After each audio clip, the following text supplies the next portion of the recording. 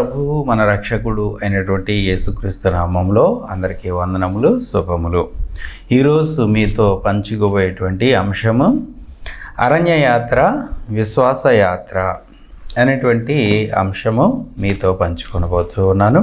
అలాగనే మరి అరణ్యయాత్ర ఇశ్రాయేలీలు ప్రారంభించటానికి ముందుగా వారు ఎక్కడ ఉన్నారు అన్నప్పుడు ఐగుప్తు దేశంలో బానిసలుగా ఉన్నారు.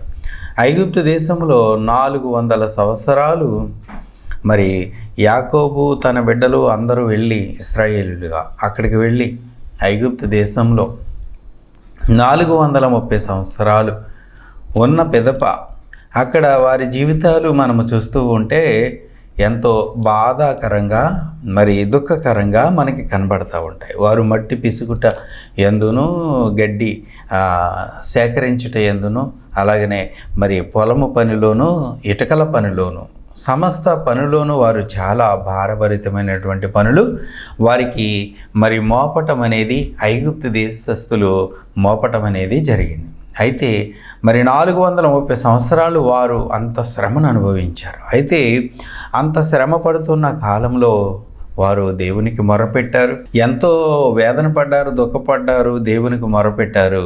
అప్పుడు వారి మొర విన్న దేవుడు మరి మోషేని పుట్టించి, మోషే ఒక మంచి నాయకుడిని పుట్టించి అతని ద్వారా మరి ఇశ్రాయేలీలను బయటికి రప్పించటం అనేది జరిగింది. మరి వాళ్ళు బయటికి బయలుదేరిన ఆ సమయాలను మనము చూస్తూ ఉంటే ఎంతో బలమైన హస్తముతో ఆయన మరి బయటికి రప్పించటం అనేది జరిగింది. అబ్రహామునకు వాగ్దానం చేసినటువంటి మరి దేవుడు నమ్మదగిన వాడు గనుక ఆయన ఆ వాగ్దానాన్ని నెరవేర్చడం కొరకు మరి దేవుడు ఇస్తానన్నటువంటి భూములు, పాలు తేనెలు ప్రవహించు దేశానికి వారిని నడిపించటం ప్రారంభించాడు. ఆ ప్రారంభంలో మనము చూస్తే ఇశ్రాయేలీలను నడిపించే విధానం మనము చూస్తే మరి వారు ఎంతో శ్రమలు పడ్డారు, దుఃఖపడ్డారు, వేదన పడ్డారు, మరి ఎన్నెన్నో కష్టాలు పడ్డారు. ఆ కష్టాలన్నిటి నుంచి విడుదల చేసి బయటకు తీసుకుని వచ్చాడు దేవుడు. అయితే బయటకు వచ్చిన ఆ సమయాలలో వారు కష్టాలన్నీ తొలగాయి, వారి ఇబ్బందులన్నీ తొలగాయి, వారి పని భారం అంతా తగ్గింది. ఇశ్రాయేలీలు ఆ ఐగుప్తు దేశం నుండి విడిపించటం వెనుక దేవుడు ఎంత బలాన్ని ఉపయోగించాడు. 10 తెగుళ్ళు మరి ఆ దేశం మీదకి కఠోరమైనటువంటి తెగుళ్ళు రప్పించి వారిని విడుదల చేయడానికి దేవుని బలమంతా చూపినట్లుగా మనము చూస్తూ ఉన్నాం. ఆయన బలమైన హస్తములతో వారిని తీసుకొచ్చినట్లుగా చూస్తూ ఉన్నాం. అయితే వారు ఆ కష్టాల నుండి, బాధల నుండి విడుదల పొందారు. విడుదల ఎలాంటి విడుదల అంటే ఎంత శ్రమ అనుభవించారో, ఎంత కష్టాన్ని ఓర్చారో, ఎంత మరి కన్నీరు మరి కార్చారో అంతా తొలగిపోయింది. కష్టమంతా తొలగిపోయింది. శాంతి, నెమ్మది మరి వారి జీవితాల్లోనికి వచ్చింది. ఎంత నెమ్మది, ఎంత శాంతి, ఎంత మరి సౌకర్యం అని అంటే పగటి వేళ ఎండ దెబ్బ తగులకుండగా వారికి మేఘస్తంభము, పగటి వేళ వారికి ఎండ దెబ్బ తగులకుండగా మేఘస్తంభము, రాత్రి వేళ వారికి వెన్నెల దెబ్బ తగులకుండగా వారికి మరి అగ్నిస్తంభము, వారికి వెలిగించుటకు అగ్నిస్తంభము. అంటే చంద్రుని వెలుగు కూడా వారి మీద పడలేదు, సూర్యుని మరి ఎండ కూడా వారి మీద పడలేదు. వారిని అంత సౌఖ్యముగా చూడండి. ధనవంతుని పిల్లలు ఎంత సౌఖ్యముగా ఇంటిలో భద్రముగా, క్షేమముగా, సురక్షితముగా ఉంటారో అలా దేవుడు వారిని సౌఖ్యముగా, సురక్షితముగా అరణ్యములో నడిపించటం అనేది మనము చూస్తున్నాం. అరణ్యములో మరి ఎలాంటి అరణ్యాలు అవి? అరేబియా ఎడారులు. ఆ ఎడారులలో దేవుడు నడిపించటం అనేది మనము చూస్తూ ఉంటే ఆశ్చర్యము కలుగుతూ ఉంది. ఒక 10 మందిని మనం పోషించటం అని అంటే ఎంత కష్టమో మనకి అర్థమవుతుంది. ఎంతో కష్టం. 10 మంది మన ఇంటికి వచ్చి చుట్టాలు వెళ్ళకుండా మన దగ్గరే తిష్ట వేసుకుని కూర్చుండి వాళ్ళు వండి పెట్టమని అంటే ఎంత కష్టమో తెలుస్తుంది. మరి ఇశ్రాయేల్ జనాంగం ఎంతమంది అని ఆలోచించేటప్పుడు నడవగలిగే సామర్థ్యము కలిగినటువంటి కాల్బలం 6 లక్షల మంది అని రాయబడి ఉంది. 6 లక్షల మంది మరి పిల్లలు, ముసలివారు వీరందరూ కాక వీరందరిని ఆలోచన చేస్తే సుమారు ఎన్నో లక్షల మంది అక్కడ, ఇంకా అది కాకుండా మరి ఎన్నో జంతువులు వీటన్నిటిని వారు తీసుకుని రావడం జరిగింది. అయితే ఇశ్రాయేలీయుల ప్రయాణ కాలంలో దేవుడు వారిని మన్నా కురిపించాడు వారికి ఆహారముగా. వారికి కట్టి వెలిగించే పని లేదు, వారికి కట్టి లేరే పని లేదు, కట్టి వెలిగించి వండే పని లేదు. ఎంత శ్రమలు పడ్డారో, ఎంత దుఃఖపడ్డారో, ఎంత నిట్టూర్పులు విడిచారో ఆ నిట్టూర్పులన్నిటిని తొలగిపోయేలా దేవుడు తన రాజ్యములోనికి వారిని తీసుకొచ్చిన విధానాన్ని చూస్తే మనకు ఆశ్చర్యం వేస్తుంది. దేవుని రాజ్యం అది, దేవుని పాలనది అని అనిపిస్తుంది. దేవుని పాలన అంటే ఎలా ఉంటుంది, ఎలా ఉండబోతుంది అని అనిపిస్తూ ఉంటుంది. దేవుని పాలన అంటే, దేవుని రాజ్యం అంటే ఎలా ఉండబోతుందో అనేది ఆశ్చర్యం వేస్తూ ఉంది. వారికి ప్రతిదినము మన్నా కురిసింది. ప్రతిదినము వారు మన్నా తినేవారు, వారికి కావలసినంత ఆహారం సమకూర్చుకునేవారు, కావలసినంత వారికి దొరికేది తెచ్చుకుని వారు భుజిస్తూ ఉండేవారు. మరుసటి దినానికి మళ్ళీ ఫ్రెష్గా మన్నా కురిసేది. అది మరలా సేకరించుకుని మరలా ఆ సాయంత్రం వరకు సరిపడగా వారు సమకూర్చుకోవటం అనేది జరిగేది. అంతగా మించి ఎక్కువగా పోగు చేసుకుంటే అది పురుగులు పట్టేది. అయితే దేవుడు మరి ఏ దినము ఆహారము ఆ దినముననే సిద్ధపరిచినట్లుగా మనము చూస్తూ ఉన్నాం. యేసు ప్రభు వారి కాలంలోనూ కూడా అనుదినం ఆహారం మాకు అనుగ్రహించుము అని అంటారు. అంటే శిష్యులకు అనుదిన ఆహారం, ఏ దినానికి సరిపడే ఆహారం ఆ దినాన్న వారికి అనుగ్రహించటం అనేది జరుగుతూ వచ్చే. ఇశ్రాయేలీయులను ఆలోచన చేస్తున్నాము కదా. ఇశ్రాయేలీయుల కాలంలో మోషే నాయకత్వంలో ఇశ్రాయేలీయులను నడిపించిన ప్రయాణ కాలంలో దేవుడు వారికి ప్రతిదినము మన్నా కురిసేది. మన్నా తిన్నారు. అలాగనే పూరుపిట్టలు వచ్చాయి, మాంసం తిన్నారు, కడుపారా భుజించారు. వారు ఎంతో సౌఖ్యముగా, ఎంతో మరి భద్రముగా అరణ్యాలలో 40 సంవత్సరాలు పోషించబడ్డారు. 40 సంవత్సరాలు మరి ఎంతో సౌఖ్యముగా నడిపించబడ్డారు. మనం ఆలోచన చేస్తే వారికి మరి నీళ్లు కావాలి అని అన్నప్పుడు నీళ్లు రప్పించాడు దేవుడు, నీళ్లు రప్పించాడు. మనము ఇక చూస్తే 1 కొరింథీయులకు రాసిన పత్రిక 10:4 చూస్తే అందరూ ఆత్మ సంబంధమైన బండలోనిది తాగిరి, ఆత్మ సంబంధమైన ఆహారమును భుజించిరి, ఆత్మ సంబంధమైన పానీయము చేసిరి. వారు తమ్ముని వెంబడించిన బండలోనిది తాగిరి, ఆ బండ క్రీస్తే అని రాయబడి ఉంది. మనం చూడండి, అది ఆ వాక్యం తీసి చదివి మరి కళ్ళారా చూసి మీరు తరించండి.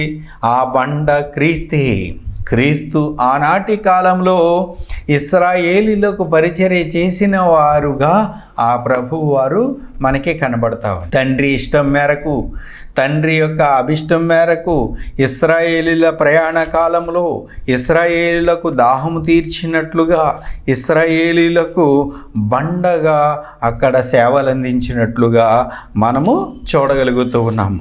యేసుక్రీస్తు వారు ఆ బండ క్రీస్తే అని అంటున్నాడు. అంటే ఇశ్రాయేలీల ప్రయాణ కాలంలో యేసుక్రీస్తు వారు మరి ఇశ్రాయేలుతో పాటు వారికి సేవలు అందించారా?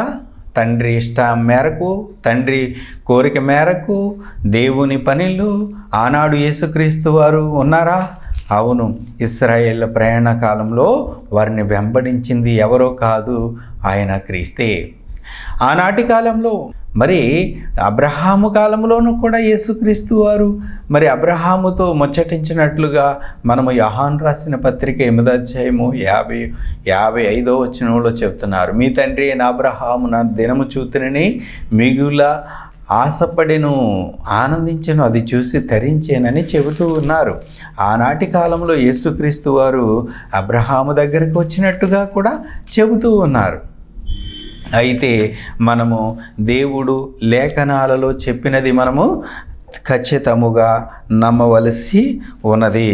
అయితే మనము పరిశుద్ధాత్ముడు కూడా వారికి కార్యాలు చేశారు. చూడండి, హెబ్రీయులకు రాసిన పత్రిక 3 అధ్యాయము 7వ వచనము, మరియు పరిశుద్ధాత్ముడు ఇట్లు చెప్పుచున్నాడు. పరిశుద్ధాత్ముడు ఇట్లు చెప్పుచున్నాడు. ఏమని చెప్పుచున్నాడు అని అంటే, నేడు మీరాయన శబ్దం విని ఎడల అరణ్యములో శోధన దినమందు కోపము పుట్టించినప్పటి వలనే మీ హృదయములను కఠినపరచుకొనుకుడిది. 40 సంవత్సరములు నా కార్యములను చూచి ఇశ్రాయేలీలు మరి శపించబడ్డారు, నా విశ్రాంతిలో ప్రవేశించరని పరిశుద్ధాత్ముడు మరి ఆనాడు కోపపడినట్లుగా ఆ సందర్భాన్ని హెబ్రీలో రాసిన పత్రికలో మరి పరిశుద్ధాత్ముడే తెలియచేస్తూ ఉన్నారు. ఏమని చెబుతూ ఉన్నారు పరిశుద్ధాత్ముడు? మరియు పరిశుద్ధాత్ముడు ఇట్లు చెప్పుచున్నాడు, నేడు మీరు ఆయన శబ్దం విని ఎడల అరణ్యములో శోధన దినమందు కోపము పుట్టించినప్పుడు వలెనే మీ హృదయములను కఠినపరచకునుకుడి. 40 సంవత్సరములు నన్ను పరీక్షించి శోధించిన మీ పితరులు నన్ను పరీక్షించారు, శోధించారు. పరిశుద్ధాత్ముడు చెబుతున్న సంగతి అండి. అయితే పరిశుద్ధాత్ముడు చెబుతూ ఉన్నాడు, అవన్నీ నా కార్యాలు. అరణ్య మార్గాలలో జరిగిన అద్భుతాలన్నీ నా కార్యాలు. నేను చేశాను, నేను స్వయముగా నేను చేశాను అని అంటూ ఉన్నారు. నేనే ఆ కార్యాలు చేసింది, నేనే ఆ కార్యాలలో జరిగించిన ఆ క్రియలు జరిగించింది నేనే అని చెబుతూ ఉన్నారు. మనము ఇది ఆశ్చర్యపోవలసిన విషయం. పరిశుద్ధాత్ముడు చెబుతూ ఉన్నాడు, అరణ్య మార్గములో వారితో కార్యాలను జరిగించాడట. ఇశ్రాయేలీలు అరణ్య యాత్రను మనము చూస్తే దేవుడు వారి అరణ్య యాత్రను ఎందుకు అంత గొప్పగా నడిపించాడు, జరిగించాడు అని ఆలోచన చేస్తే ఏదో ఒక సంగతిని దృష్టిలో పెట్టుకుని, ఏదో ఒక విషయాన్ని దృష్టిలో పెట్టుకుని దీన్ని అంతటిని జరిగించాడు దేవుడు అని అర్థమవుతుంది.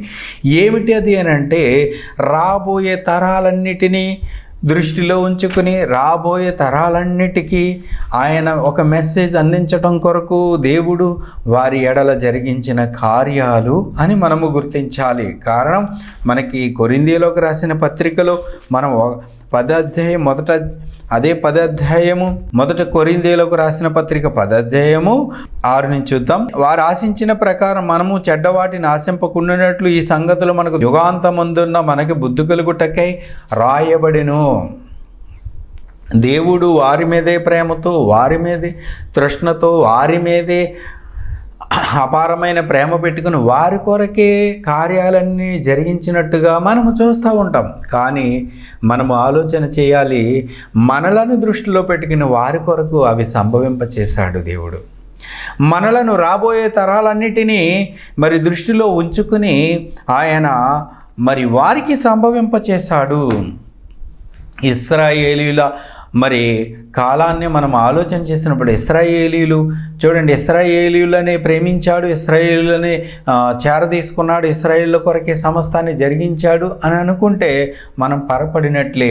అన్యులు కూడా మరి మిగిలిన దేశాలలో ప్రజలందరూ కూడా తనకి ప్రజలుగా కావాలని, తనకి బిడ్డలుగా కావాలని ఆయన నిర్ణయించుకుని ఒక విషయాన్ని చెబుతూ ఉన్నాడు. చూడండి, మనం యెషయా గ్రంథము 6వ అధ్యాయము, యెషయా గ్రంథం 6వ అధ్యాయము ఇది మనం చూసినప్పుడు సంతోషించాలి, మనము ఆనందించాలి. కారణం, దేవుని ప్రజలమయ్యాము, దేవునికి బిడ్డలమయ్యాము, దేవుని యొక్క వంశములో చేరాము, దేవుని యొక్క మరి వారసులమయ్యాము. వారసులం, ఈ లోకానికి వారసులం, సృష్టికి వారసులం, పరలోకానికి వారసులమయ్యాము. కారణం, దేవుడు మనలో అన్యజనులైన మనలను చేరదీసుకున్నటకు ఇశ్రాయేలులకు వినలేని బుద్ధిని, గ్రహించలేని మనసును, మరి వినలేని చెవులను ఆయన వారికి అనుగ్రహించినట్లుగా యెషయా గ్రంథం 6వ అధ్యాయము మరి 6వ అధ్యాయము 8 నుంచి చూస్తే 9 నుంచి చూస్తే, ఆయన నీవు పోయి జనులతో ఇట్లనము, మీరు నిత్యము వినిచుందురు గాని గ్రహింపకుందురు, నిత్యము చూచుచుందురు గాని తెలుసుకొనకుందురు. వారు కనులతో చూచి చెవులతో విని మీ హృదయమందు గ్రహించి మనసును మార్చుకొనక స్వస్థత పొందకపోవునట్లు ఆ జనుల హృదయమును క్రొవ్వు చేసి వారి చెవులు మందపరచి వారి కనులు మూయించుమని చెప్పెను అంటూ ఉన్నారు. ప్రభువా, ఎన్నాళ్ల వరకని నేను అడుగగా ఆయన, నివాసులు లేక పట్టణములను మనుషులు లేక ఇండ్లును పాడగు వరకు దేశము బొత్తిగా బీడుగు మగు వరకును యెహోవా మనుషులను దూరముగా తీసుకుపోయినందున దేశములోని నిర్జలనమైన స్థలములు విస్తారంగా మగు వరకును ఇలాగు జరుగునెను.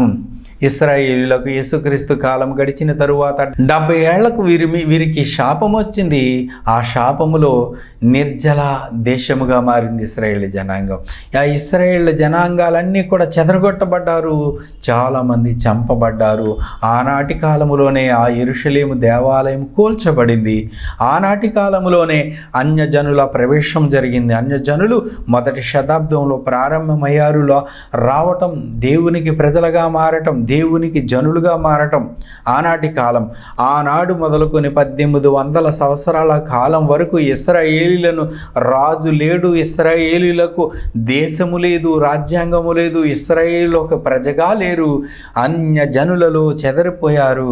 ఆ కాలం 1800 సంవత్సరాల కాలమంతా దేవుడు ఆలోచన చేస్తే అన్యజనులలోనికి వచ్చేసాడు. అన్యజనులలోనికి ఆయన వచ్చేసాడు. అందరూ కావాలని ఆలోచనతో, అందరూ కావాలనే తృష్ణతో మన భారతదేశంలోనికి తోమా అనేటువంటి మొదటి శతాబ్దంలో ఒక మహాభక్తుడిని, తన శిష్యుని, యేసుక్రీస్తు వారు తన శిష్యుణ్ణి మరి ఈ యొక్క మన భారతదేశానికి పంపించినట్టు, కేరళ దేశానికి వచ్చినట్టుగా మనము చూడగలుగుతున్నాం. అంటే ఆనాటి కాలంలోనే ఈ యొక్క దేశపు ప్రజలు కూడా దేవునికి ప్రజలయ్యారు, దేవునికి రాజ్యముగా ఏర్పరచబడ్డారు, దేవుని కొరకు నిలబడ్డారు. అయితే దేవుడు ఎన్నాళ్ళ వరకు, ప్రభువా ఎన్నాళ్ళ వరకు ఇది జరుగుతున్నట్టే, నివాసులు లేక పట్టణం పాడగు వరకు అని చెప్పేసి అన్నాడు. అంటే నివాసము లేక పాడైపోయిన కాలం ఎంత కాలం అంటే 1800 సంవత్సరాల కాలము మనకి కనబడతా ఉంది. 1841లో వారు రాజ్యముగా ఏర్పడ్డారు, దేశముగా ఏర్పడ్డారు. అంతవరకు కూడా మరి అన్యజనుల ప్రవేశము అని అనుకుంటే మనము దేవునికి ప్రజలమయ్యాము, దేవునికి బిడ్డలమయ్యారు, రాజ్యముగా అయ్యాము. ఆనాడు ఇశ్రాయేలీయులను ఎలాగైతే మరి అరణ్య యాత్రలో దేవుడు పోషించాడు, నీరునిచ్చి, ఆహారమునిచ్చి, మరి పరిశుద్ధాత్మ ఆ యొక్క అగ్ని స్తంభాన్ని ఇచ్చి ఎలాగైతే కాపాడాడు, ఇలాగ ఈనాడు ఇశ్రాయేలీయులను కాపాడినట్లుగానే విశ్వాస యాత్రలో మరి క్రీస్తునందు విశ్వాసం ఉంచిన వారందరినీ విశ్వాస యాత్రలో దేవుడు కూడా మనల్ని కాపాడే విధానాన్ని మనము చూస్తే ఆశ్చర్యం వేస్తూ ఉందండి. మనల్ని కాపాడే విధానాన్ని ఆలోచన చేస్తే చూడండి, యేసుక్రీస్తు వారి దగ్గరికి సమరయ స్త్రీ వచ్చింది. ఆమెను అంటున్నారు, ప్రభువారు దాహమునకి ఇమ్మని. అయితే ఈ నీళ్లు లోతైనవే, చేదుకున్నట్టుకు నీకేమీ లేదే అని అంటుంది ఆమె. నీవు ఎరిగి ఉంటే, మనిషి కుమారుణ్ణి నువ్వు ఎరిగి ఉంటే దాహమునకిమ్మని అడుగుదువు, ఆయన నీకు జీవజలములు ఇచ్చును అని అంటున్నాడు. ఈ నీళ్లు త్రాగువాడు ఎప్పుడైనాను నశించిపోతాడు, మరలా తప్పుకుంటాడు, మరలా దాహానికి వస్తుంది. కానీ నేనిచ్చి నీళ్లు త్రాగువాడు ఎప్పుడును దప్పుకొనడు. ఆనాడు ఇశ్రాయేళ్ల కాలంలో ఇశ్రాయేళ్లకు దాహతిచ్చిన బండ అయినటువంటి క్రీస్తు ఈనాడు మనకు వాక్యము అను జీవజలాలను మనకి ఇచ్చినట్లుగా మనం చూడగలుగుతున్నాం. ఇశ్రాయేలులకు జీవజలాలు ఇచ్చాడే, ఆ నీళ్ళనిచ్చాడే, ఆ క్రీస్తే మనకి జీవజలాలు ఇచ్చాడు. సమరయ స్త్రీతో అంటున్నాడు, నేను ఇచ్చి నీళ్లు త్రాగువాడు ఎప్పుడును దప్పుకొనడు, అవి నిత్య జీవమునకై ఊరిడి బొగ్గగా వాని నోటిలో ఉంటాయి అని చెబుతూ ఉన్నాడు. మనము జీవజలాల దగ్గరకు వచ్చాము అంటున్నాడు. యోహాను సువార్త 6:62 చూస్తే ఏమని అంటున్నాడంటే, నా మాటలు ఆత్మయు జీవమునై ఉన్నాయి అని. ఆయన మాటలు జీవము, ఆయన మాటల్లో జీవధారలు ఉన్నాయి. ఆనాడు ఇశ్రాయేలులకు మన్నానిచ్చాడే, ఆనాడు ఇశ్రాయేళ్ల కాలంలో వారి ప్రయాణంలో మన్నానిచ్చాడే, మనకును కూడా పరలోక సంబంధమైన ఆహారమునిచ్చాను అంటున్నాడు. పరలోక సంబంధమైన ఆహారం. మీ పితరుల అరణ్యములో మన్నా తినియు చనిపోయారు. పరలోకం నుండి దిగవచ్చిన ఆహారము నేనే, పరలోకం నుండి దిగవచ్చిన ఆహారము నేనే, దీన్ని తినువాడు ఎప్పుడును నశింపడు, నిత్య జీవమునకైనా పరలోకపు తండ్రి మీకు ఇచ్చినటువంటి ఆహారము అని అంటూ ఉన్నాడు. యోహాను సువార్త 6:31 చూస్తే పరలోకము నుండి దిగివచ్చిన ఆహారము ఇదే, నేనే అని చెబుతూ ఉన్నారు. పరలోకం నుండి దిగి వచ్చిన ఆహారం మనం భుజిస్తూ ఉన్నామా? పరలోకం నుండి దిగి వచ్చిన ఆహారమే కదా మనం బల్లను సమీపించి తీసుకుంటున్న ఆహారం ఏదైతే ఉందో అది మన్నా కంటే గొప్పది. ఆనాడు ఇశ్రాయేలు మన్నాను తిన్నారు, అయినా చనిపోయారు. మనము బల్లను సమీపించి తింటూ ఉన్నామే, పరలోకం నుండి దిగి వచ్చిన ఆహారం. ఈ ఆహారమును తినువాడు ఎప్పుడును నశింపడు, ఇతడు నిత్య జీవానికి చేరుకుంటాడు, అంచె దినాన లేస్తాడు, చనిపోడు. నా యందు విశ్వాసం ఉంచేవాడు ఎప్పుడు నశింపడు అన్నాడు. అని అంటే ఆయన మాటలో శక్తి ఉన్నది, నమ్మాలి. మనము ఆయన మాటలో శక్తి ఉన్నది నమ్మాలి.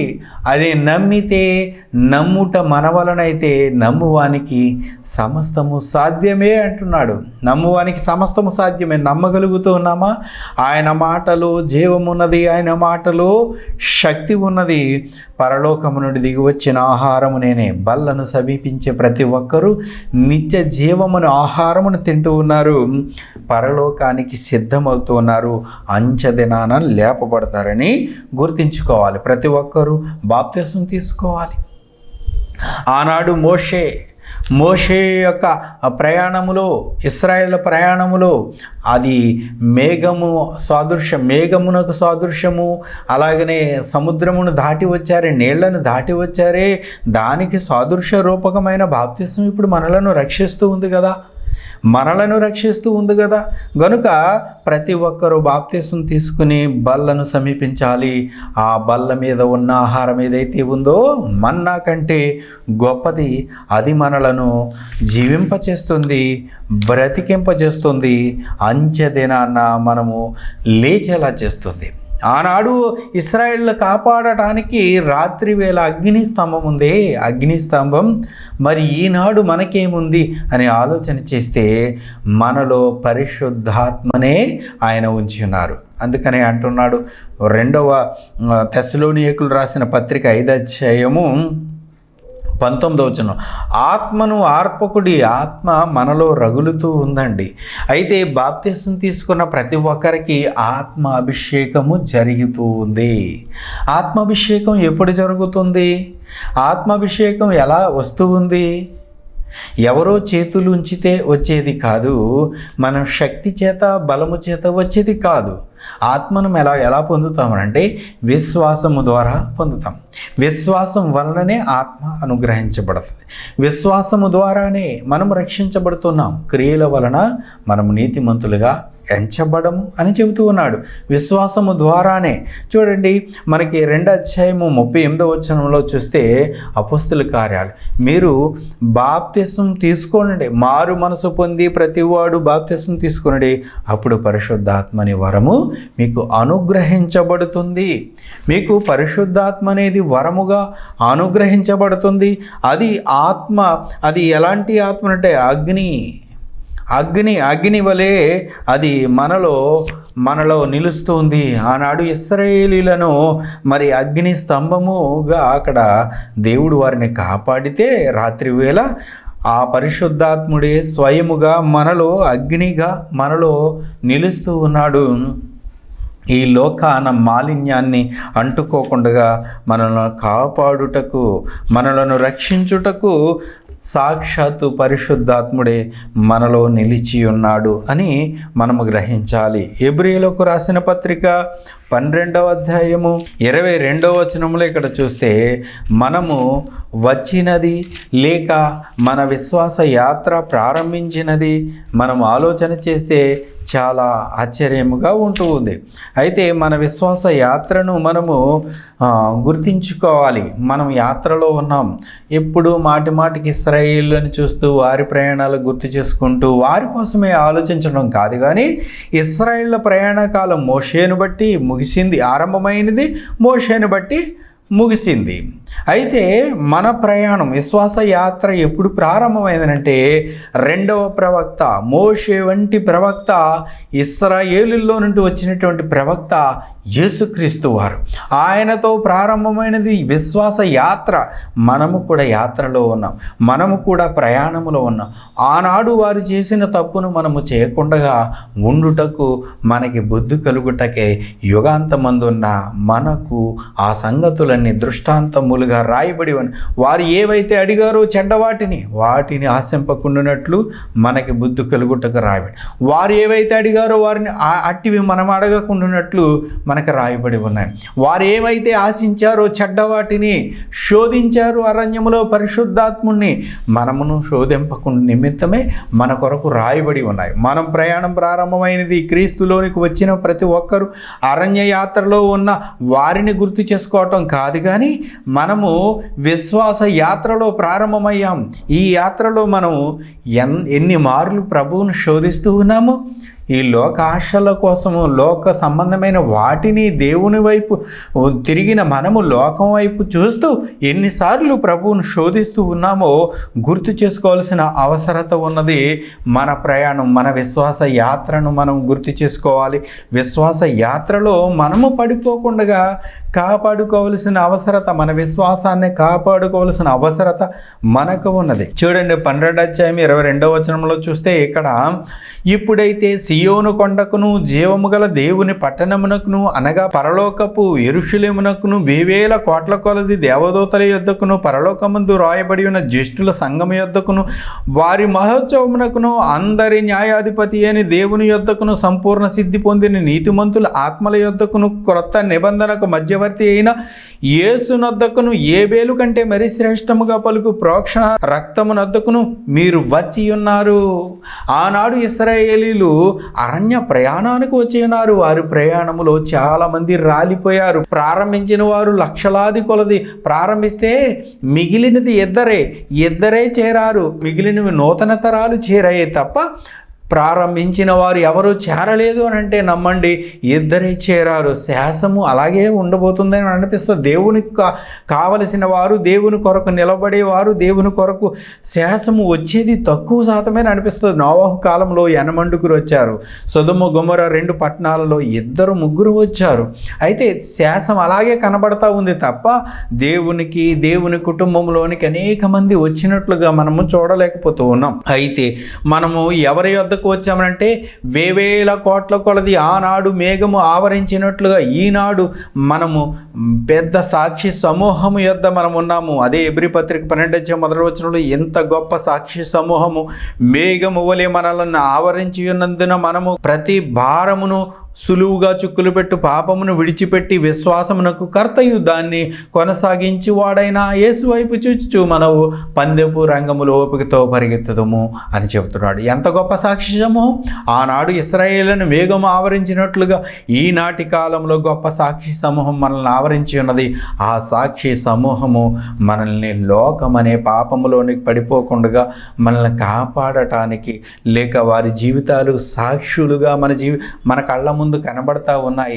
అయితే మనము ఎంత ప్రొటెక్షన్లో ఉన్నాము, ఎంత మరి సౌఖ్యముగా దేవుడు ఆనాడు వారిని కాపాడినట్లుగా ఈనాడు మనలను అన్ని విధాల పరిశుద్ధాత్మను అనుగ్రహించి, గొప్ప సాక్షి సమూహాన్ని అనుగ్రహించి మరి మనల్ని ఎలా ప్రొటెక్ట్ చేస్తున్నాడో మనం ఆలోచన చేయాలి. కనుక మన విశ్వాస యాత్రలు మనము పడిపోకుండానట్లు చూసుకోవాల్సిన బాధ్యత ఉన్నది.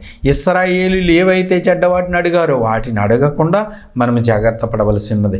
మనకి దృష్టాంతములుగా ఉన్నాయి వారు చేసిన పొరపాట్లు. గనుక మనము వాటిలో పడిపోకుండా మనల్ని మనం కాపాడుకుంటూ విశ్వాస యాత్రలో సాగుదాం. దేవుడి పరిశుద్ధ వాక్యం దీవించి ఆశ్రయించును గాక. ప్రార్థన. పరమందున అక్కడ తండ్రి, మీ పరిశుద్ధమైన ఘనమైన శ్రేష్టమైన నామమునకు వందనాలు నాయన. ఆనాడు పరిశుద్ధాత్ముడు యేసుక్రీస్తు వారు ఎంతో నాయన వారిని ప్రొటెక్ట్ చేసి వారిని నాయన వారికి తోడుగా ఉండి నడిపించారు.